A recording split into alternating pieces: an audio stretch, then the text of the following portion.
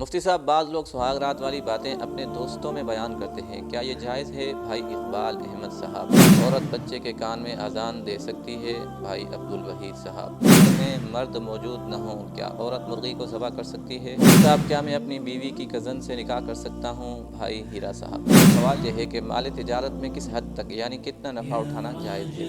صاحب، کپڑے کے جراب پہن کر اوپر چمڑے کے جراب پہن رکھے ہوں، کیا ان پر مسح ہوگا؟ ہم استری کرنے کا اسلامی طریقہ کیا ہے؟ بھائی شہزاد صاحب۔ نیشنل بینک میں نوکری کرنا کیسا ہے؟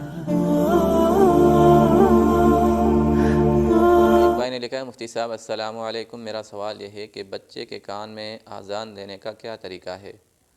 کیا عورت بچے کے کان میں اذان دے سکتی ہے؟ بھائی عبدالوحید صاحب۔ بچے کے کان میں اذان دینا یہ رسول اللہ صلی اللہ علیہ وسلم کی سنت ہے، اور طریقہ کار یہ ہے کہ جب بچہ پیدا ہو تو سب سے پہلے اس کے جسم کو صاف کیا جائے، اور اس کے بعد اس کے دائیں کان میں اذان اور بائیں کان میں اقامت کہی جائے۔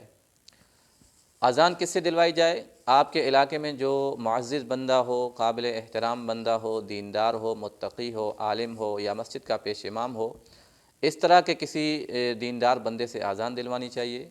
اگر کوئی اس طرح کا بندہ موجود نہ ہو تو پھر گھر کا کوئی بھی آدمی اذان دے سکتا ہے۔ اگر گھر میں بھی کوئی مرد موجود نہیں ہے تو عورت بھی بچے کے کان میں اذان دے سکتی ہے، شریعت میں اس کی کوئی ممانعت نہیں ہے۔ ایک سامنے کا مفتی صاحب السلام علیکم، میرا سوال یہ ہے کہ اگر گھر میں مرد موجود نہ ہوں، کیا عورت مرغی کو ذبح کر سکتی ہے؟ بھائی ذیشان صاحب۔ جس عورت کو مرغی ذبح کرنے کا طریقہ معلوم ہو اور جس کے اندر برداشت ہو، جس کا دل کمزور نہ ہو، وہ عورت مرغی کو ذبح کر سکتی ہے، کیونکہ بعض مرتبہ خواتین کمزور دل کی ہوتی ہیں، خون دیکھ کر خواتین بے ہوش ہو جاتی ہیں، تو اس طرح کی کوئی عورت نہ ہو، جس کو طریقہ معلوم ہو، جس کا دل کمزور نہ ہو، اور بسم اللہ اللہ اکبر کہہ کر مرغی ذبح کر سکتی ہے۔ مفتی صاحب، کیا میں اپنی بیوی کی کزن سے نکاح کر سکتا ہوں؟ بھائی ہیرا صاحب۔ بیوی کی کزن سے نکاح کرنا بالکل شرعاً جائز ہے، کوئی ممانعت نہیں ہے، کیونکہ شریعت کا اصول یہ ہے کہ جب آپ دوسرا نکاح کرنا چاہتے ہیں، یعنی آپ پہلے سے شادی شدہ ہیں اور آپ دوسرا نکاح کرنا چاہتے ہیں، تو دوسرا نکاح کسی ایسی عورت کے ساتھ کرنا جائز نہیں ہے جو آپ کی بیوی کی محرم رشتہ دار ہو، یعنی آپ کی بیوی کی بہن ہو یا خالہ ہو یا پھوپھی ہو، تو اس طرح کی کسی عورت سے دوسرا نکاح کرنا یہ شرعاً جائز نہیں ہے۔ اور اس کی ایک صورت یہ ہے کہ اگر آپ کی بیوی فوت ہو چکی ہے یا آپ نے طلاق دے دی ہے تو پھر آپ اس کی بہن سے یا خالہ سے نکاح کر سکتے ہیں، باقی اس علاوہ اس کی موجودگی میں آپ نکاح نہیں کر سکتے۔ اور جو کزن ہے یہ آپ کی بیوی کی محرم رشتہ دار نہیں ہے، اس کے ساتھ آپ نکاح کر سکتے ہیں۔ ایک سامنے لکھا، مفتی صاحب السلام علیکم، میرا سوال یہ ہے کہ مال تجارت میں کس حد تک یعنی کتنا نفع اٹھانا جائز ہے؟ بھائی ابو بکر صاحب۔ مال تجارت میں آپ جتنا چاہیں نفع اٹھا سکتے ہیں، شریعت کی طرف سے کوئی پابندی نہیں ہے۔ بیچنے والا اور خریدنے والا آپس میں جو رقم متعین کر لیں، جو ریٹ متعین کر لیں، اس پر آپ جو ہے چیز خرید سکتے ہیں، بیچ سکتے ہیں، لیکن اس بات کا خیال رہے کہ کسی انسان کی مجبوری کا فائدہ اٹھانا یہ شرعاً جائز نہیں ہے۔ کسی بندے کو کسی چیز کی اشد ضرورت ہے اور آپ اس کی مجبوری کا فائدہ اٹھا کر اس کو مہنگی چیز بیچتے ہیں تو یہ مناسب نہیں ہے، یا کسی بندے کو پیسوں کی ضرورت ہے اور آپ اس سے جو ہے کم ریٹ میں چیز خریدتے ہیں تو یہ بھی مناسب نہیں ہے۔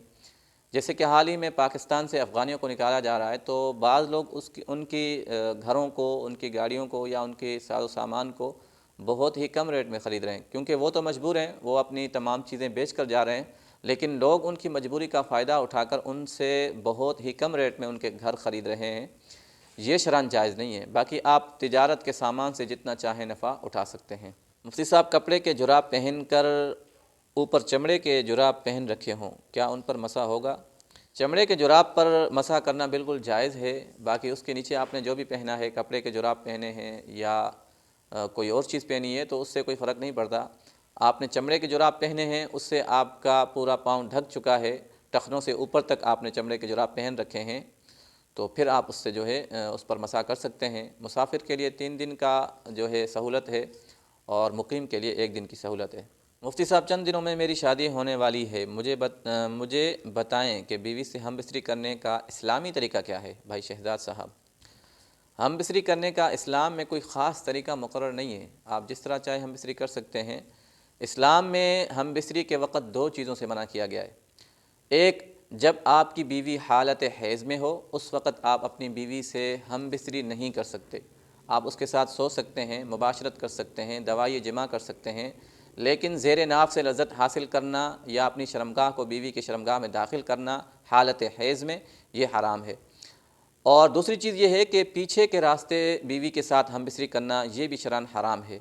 جو بندہ یہ دو عمل کرتا ہے رسول اللہ صلی اللہ علیہ وسلم نے اس پر لعنت فرمائی ہے، تو ان دو چیزوں سے بچنا چاہیے۔ باقی اس کے علاوہ آپ جو بھی طریقہ اختیار کریں شریعت کی نظر میں کوئی ممانعت نہیں ہے۔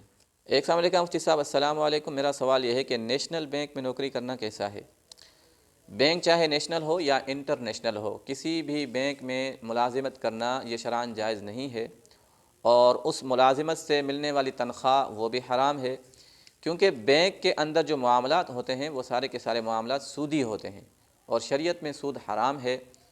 سودی معاملات میں کسی بھی طریقے سے مداخلت کرنا یہ بالکل ناجائز ہے، اور رسول اللہ صلی اللہ علیہ وسلم نے ایسے بندے پر لعنت فرمائی ہے۔